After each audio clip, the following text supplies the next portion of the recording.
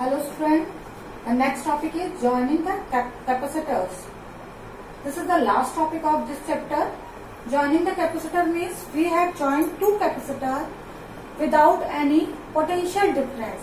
The capacitor having different capacitance C1 and C2, different potential V1 and V2 and different charge capacity Q1 and Q2. If we have joined two capacitors having a potential difference means one have potential V1 and other have V2 and there is V2, suppose V2 is greater than V1, then definitely charge will start to flow from high potential to low potential, and until the charge will flow when the potential get equal on the both the capacitor.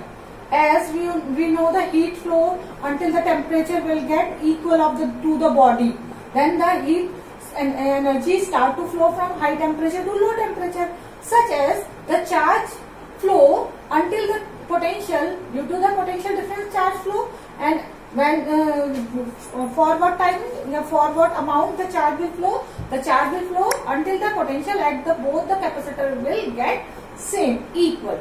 Yes, do this.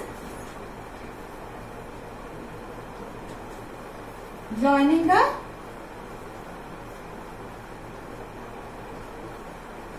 capacitor. Let we have two capacitors having capacitance C1 and C2 as Q is equal to charge on first is equal to C1 V1 and charge on 2 is equal to C2 V2.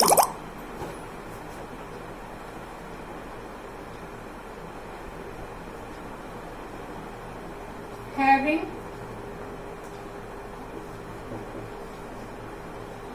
different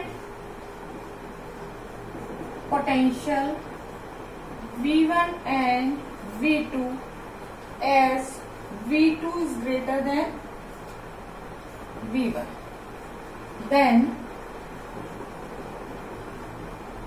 charge start to flow from higher potential to lower.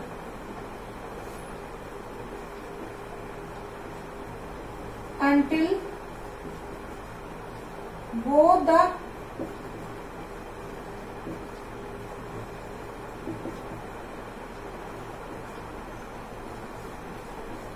get equal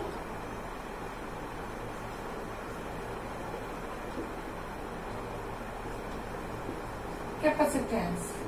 And what is equal capacitance?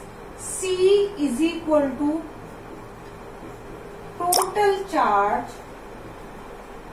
upon total capacitance. See, V common total equal capacitance, and it is called common potential. Both they have common potential. And what is the common potential? Common potential is the total charge divided by total capacitance. And the total charge, what I have, first charge is C1 V1 and second charge is C2 V2. Means total charge is C1 V1 plus C2 V2. This is the total charge the combination have, and total capacitance. As we connect both the capacitor in parallel combination,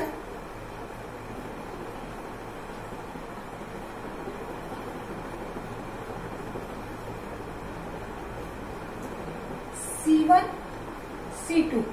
What we have? The combination have the total capacitance is C1 plus C2.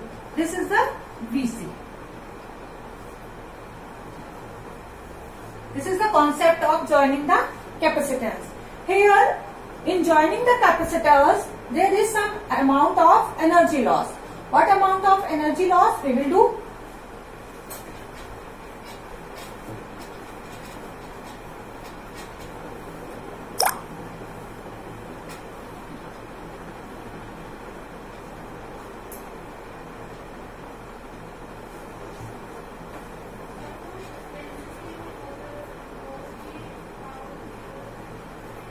Energy loss during the joining of capacitor. Energy loss means there is a difference between energy before joining and after joining. The energy loss delta E is equal to, as I am saying that energies get lost, it means that before the joining we have more energy after. Then we will write before joining minus after joining. Before joining we have energy. Suppose U1 is the first energy and U is the energy of second capacitor, and the joining, after joining, the energy of the combination is U. What we have, the energy of a capacitor is half CMV square, half CV square, and here C1 V1 square plus half C2 V2 square. This is the energy which we have initially. And after that the energy is half, and what is the capacitance after joining is C1 plus C2, means I will write here C1 plus C2 the square, and what is the potential, not here I am only C1 C2 and V square, and what is the V, this is the total amount V, both the have, means the combination have the potential is this. I will square it, C1 V1 plus C2 V2 upon C1 plus C2 the whole square. This is into multiplier term. Now on solving it, I have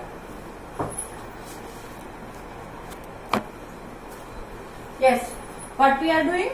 We are doing the individual energies of the capacitor before joining. Half C1 V1 square plus half C2 V2 square.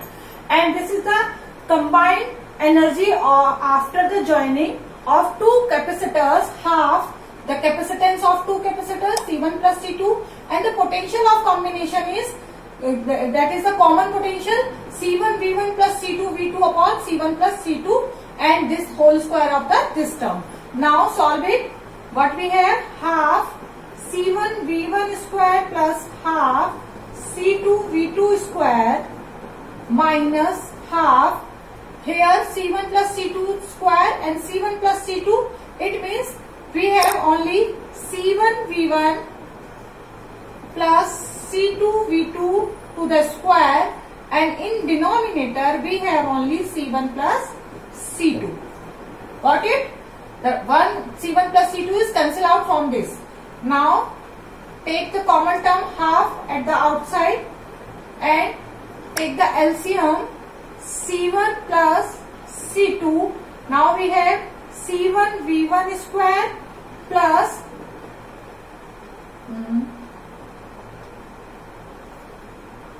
C1 V1 square plus C2 V2 square, and one we have term in this side C1 plus C2 minus half I have taken here, and we have the solve the whole square of this term C1 square V1 square plus I will take here minus because the outside of the bracket is the minus sign, minus C2 square V2 square, and again we have minus as the square of the A plus B square. Then here we will write to plus, but due to this minus we will write here minus 2 C1 V1 C2 V2. Got it? Now solve this bracket. 1 upon 2. What we have? C square C1 square V1 square plus C1 C2 V2 square plus C1 C2 V1 square plus C2 square V2 square minus C1 square V1 square minus C2 square V2 square minus 2C1 V1 C2 V2. And now in denominator C1 plus C2. What are the cancel term? C1 square V1 square cancel out. C2 square V2 square cancel out. And now we have half C1 C2 V2 square and this term plus C1 C2 V1 square minus 2 C1 V1 C2 V2 upon C1 plus C2. Take the common term outside the bracket. Half C1 C2 C1 C2 C1 C2 C1 C2 upon C1 plus C2. What we have? V1 square plus V2 square minus 2 V1 V2 means half C1 C2 upon C1 plus C2 V1 square minus V2 square. This we have do the loss of energy means delta U. Half C1 C2 upon C1 plus C2. Definitely this term will be positive as these terms give the positive result. This is square having positive result. This is square having positive result. And the air is a minus sign. But we have already taken that V is less than V2 is greater than V2. Just wait. We have taken V2 is greater than V1 square. Then we have whole square, right? Then what we have here, but here is the square. Then this term will be always be positive. Means delta U positive. What is the difference after, before and after? Is positive means before the energy is greater than after energy loss. There will be